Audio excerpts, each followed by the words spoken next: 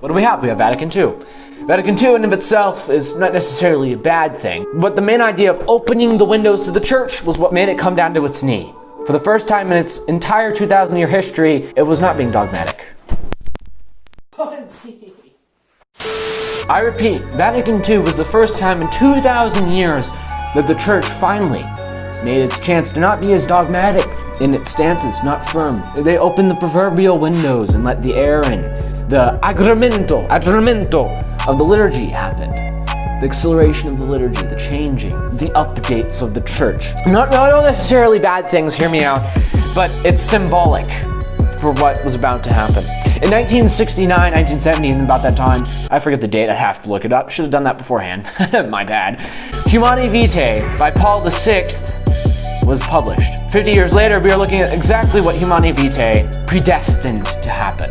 And that leads us perfectly into number 3, the children, and the destruction of public education. Humanae Vitae was talking specifically about sex, but it also regarded sex in the immorality of destruction of the innocence of children. There is a very poignant point to make here. Children, they're innocent, and they're beautiful, and they're small. And to destroy them, as God says, the innocent, lead them astray, it'd be better for you to have a mill tied around your neck and you'd be cast into the sea. What an interesting thing to think about.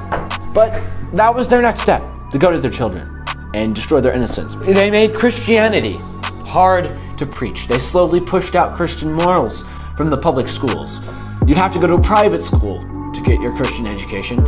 And even now, you'd be hard-pressed to find a private school that is Christian, not only in just its name. In fact, most Christian schools now act more like public schools, with a little bit of a cherry on top that you went to a private school, so you must be rich, which really doesn't mean much.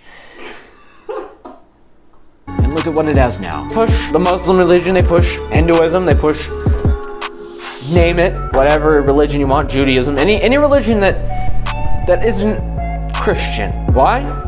Like we said earlier, Christianity stands completely opposed to everything Marxism stands for.